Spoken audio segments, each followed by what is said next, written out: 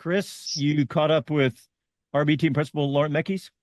I did indeed. I managed to stalk him down the paddock and grab a word and just kind of like what we were chatting about just before the break in terms of what had been going on there with Daniel Ricciardo, but also the team's performances and how they're shaping up for the race tomorrow.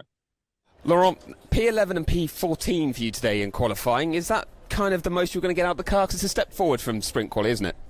Yeah, it's definitely a step forward. You know, it's more so a step forward compared to what happened for us in Barcelona. You know, we had a big step back in Barcelona after such a positive start of the season. So it was very important for us to try to understand what had gone wrong there, and we spent the most time on Friday to play with the car configurations to try to get to the bottom of it. We have been able to make some step forward and to give a better car to Daniel and Yuki, and it's good to be back in the game for the top of the midfield. You know, it's P11, it's 100 from Q3, so we are not discussing 100. It's 200 from P9. So we are definitely back into that game. We don't have all the answers we wanted because it's never the case, unfortunately.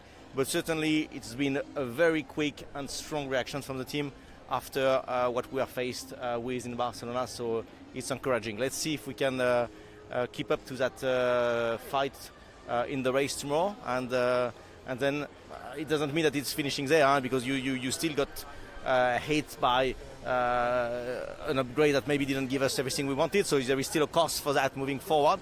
But the reaction of the team has been extremely strong. Yeah, do you think you've got the race pace to fight for points tomorrow? Certainly with Daniel in 11th and maybe even higher if Hulkenberg gets a penalty. Well, yeah, we think we can fight for points. As I said, we played so much with the car configuration this weekend that, the race, including between the sprint and the actual qualifying. So the race tomorrow still has many unknowns. But yes, we can fight. We think we can fight for points and with both cars.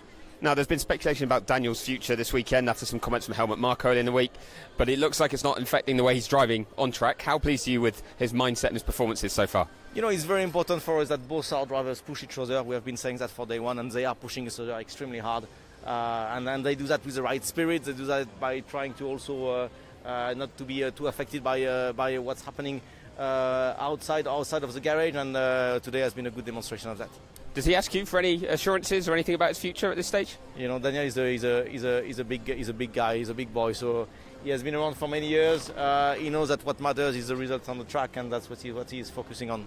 Great stuff. Thank you, Laurent. Good luck tomorrow. Thank you very much.